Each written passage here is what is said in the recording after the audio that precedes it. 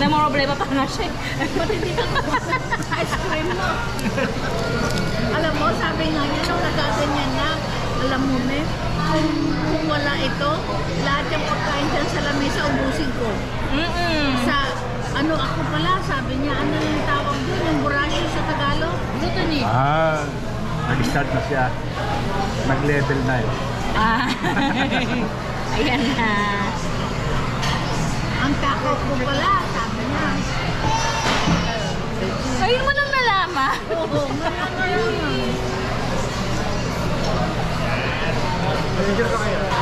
Magana lang siya. Ayun na naman na. One. Okay. Amit. Yes.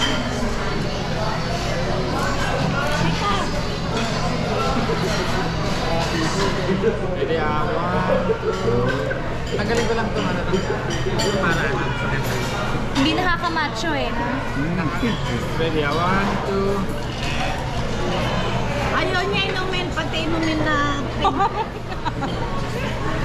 Kaya tinanong ko yung sagot kay Cindy. Ang sabi mo? Mamaya, kumakain ko na blue.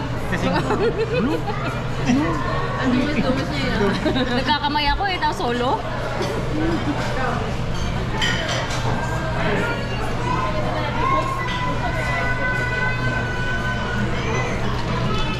Is it refillable ba? Oo, akin piniltan eh. Sa'yo? Piniltan ng baso. Mangi ka lang. Habang hindi ko siya busy. Ano daw? Gusto mo? Ayoko. Wala naman.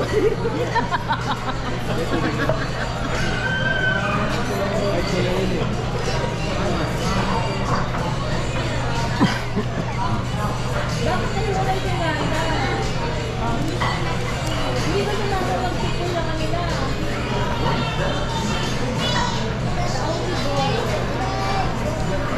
Ayaw niya.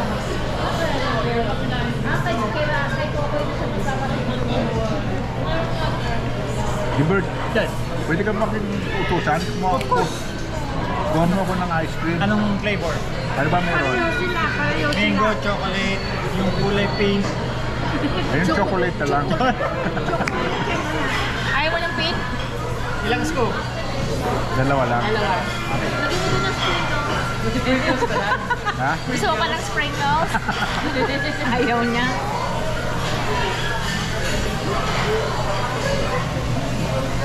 Lagyan mo daw ng sprinkles, nakakamacho. Ayaw nga niya yung pink na lemonade, oh. Bakit? Ayaw niya. Ano to? Ang vice. Niloloko ko nga si, Si Cindy. Cindy. Blue. The blue one. Ito na blue.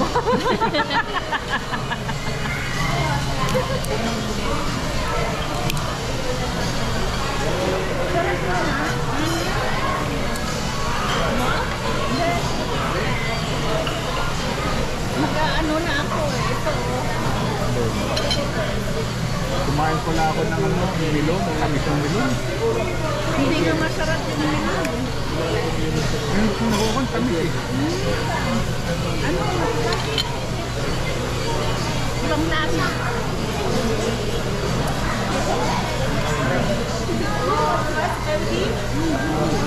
Yes, please.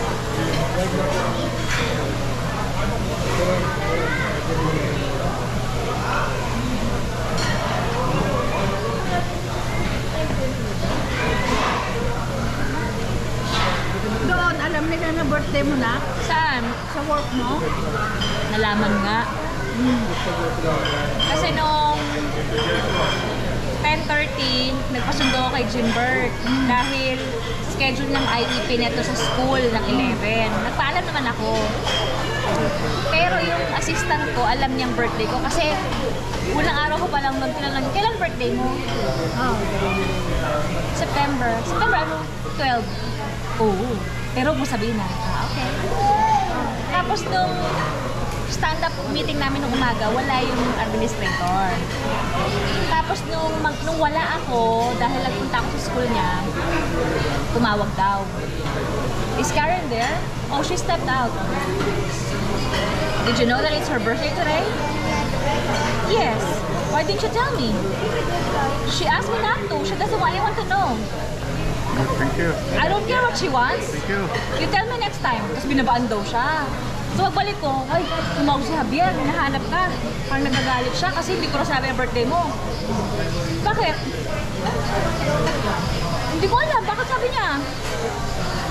O tapos, ano sinabi? Wala. O di ba wala namang pakain? Hindi mo nagpapakain ng pang-birthday, sabi niya. Nung naka-uwi na ako, kumain lang kami sa may tonkatsu. Tapos, nag-text yung administrator. Karen, we just from Regional Center of Torque Hills, we want to wish you a very happy birthday. Enjoy the rest of your day. Tell me what food you want. We'll have lunch on Monday. And by Monday, you'll have something on your desk when you come. Tapos sinabi ko sa assistant ko, sabi ko, uy, nag-text na si Javier. Oo, hiningi niya kasi number mo, ibinigay ko. Papakain daw siya sa Monday, ano raw gusto natin?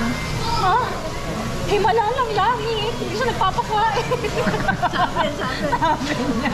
Baka nakita na niya yung mga ginagawa mo, talagang pasok na pasok. Baka. Kaya, kasi kahit na mga 3 days, susubukan kanila sa 3 days eh. Yeah. Kung maganda yung mga gawa mo, ano yun? Pabor sa kanila yun. So anong sinabi mong... Wala, sabi ko lang, thank you Javier, that's very nice of you. Yun lang, kasi hindi na siya nag-reply. Tapos meron daw special doon sa table mo. Baka flower. Mahilig sila, big deal sa kanila ang flower. Cash na lang. Gift card, pwede na gift card. Kesa flower. Flowers, ilalagay nila. Yung maraming flowers. Big deal dito yun, yung flower na bibigyan. Pagpabibigyan ka ng flower. Big deal yun. Di ba dad, kinuha ko yung regalo ko. Pag-uwi ko, binigay ko rin kagad. Oh, hindi nagalit. Hindi na gano'n. Wow! Tangkala siya eh. Tapos yung bayaran, siya na mag-i-issue. Hindi, alam na niya, i-withdraw ko na lang. Alam namin yung sinabi niya eh. Oo nga. Pinigat pa niya yung nung galing siya sa bahay. Sabi ko, nako, di mo ako tinanong, walang suksukan ng USB. Yung laptop. Sabi ko meron. Type-C na nga lang, Type-C na nga yung laptop. Eh, kaso hindi na yung- sa USB. Kaso yung passport ko, yung hard drive, USB. Hahanapan daw niya ng Type-C. Type-C. Ipapalit mo. Hindi, yung, Kaya yung- wire lang. Eh, meron kasi akong external hard drive. 1 terabyte yun. Pero kinoconnect siya via USB. Ganito kalaki. Oo. Pwede mag-save ng file. Kaso USB siya. Eh yung pinili niya, walang suksukan ng USB. Ang suksukan niya, yung manipis lang na ganun, parang charger. Sabi ko, Rina, magtitingin ako, anong magandang kulay ng laptop? Sabi niya, silver. Eh, makulit ako. Gold yung kinuha ko. Pagkakita niyo, ang ganda pala ng gold. Sabi niya, Yung gold na hindi makita, ay matingkad. ganda ng gold. Ay, parang paint lang na gold. Oh, ganda. Kasi ginamit niya si Sensation muna. Kumbaga siya, 7 karat. Pag nag-withdraw ko, nalaman. Parang mababa pa yun sa 10, di ba? Ginagamit pa. Oh, yun. 1,000 po Wala rin pa. eh. Tapos ano, yung power niya, fingerprint. Para mag-ano. MacBook. Ano maliit? Malaki. Hindi, yung mga 13 inches din yan. 30. Yung sila ka na laptop ko. Yung latest? Yeah. Oo. Kasi yung akin ano na, pag 8 years old na yung Di ba nga sabi mo nga, ano na, kaya lang sabi mo wala pang budget. wala pang budget. Gusto mong palitan. Kaya lang wala pang budget. Matutuwa ka pag pupost ko yung video ng Candy. Naalin? Binigay namin yung regalo ni Candy. Oo. So nakita mo, lapit ka pa na nila. Yung laptop ng luma. Alam mo, matatouch ko. Bukas sa loob niya, tinanggap yung laptop na sabi. Kahit luma. Kahit luma. Nag-tennis siya talaga. Nakita mo kasi, makita mo. Napakiss pa siya. Tingnan. Niloko ko kasi, bago ko ibigay yung regalo namin sa kanya, niloko ko na yung luma kong laptop. Sabi ko, di ba na, binigyan ako ng dati ng bagong laptop. So may luma ako. Happy birthday, ano. Pinakasak ko. Ay, thank you po. Tapos kumis siya. Okay lang yan? Kahit luma? Yeah, okay lang. Akala niya yun yung regalo namin sa kanya. Kasi parang dun ako Kumis pa siya sa akin kasi Anong Sabi sabi ko, niya? Anong sabi niya? Bata naman. Anong sabi niya? thank you po. Kasi may sarili na siya eh. Tapos kumis siya, okay lang na kahit second hand. Okay lang. Okay lang po. Tapos kinuha niya. iPad. Oo, iPad. Kasi wala siyang iPad, di ba? Wala siyang iPad? Wala. Ever since? Ay, Pilipinas wala, pa? sira na. May, wala siyang iPad dito, wala. Ayan na to. Ano yung binuksan niya? Yun yung iPad. Binili mo siya ng iPad. Na hindi niya alam kasi mayroon na siyang second hand na binigay mo. Akala niya yun yung totoo. Yung una, akala niya yung luma kong laptop, yun yung regalo ko sa kanya. Tapos may iPad na siya. Kinuha ko lang yan sa Verizon. Oo. Para ano lang, para lugar. Kasama lang sa bill ko.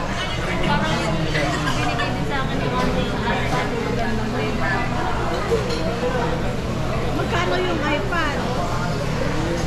ang presyo nun pag binili mo lang sa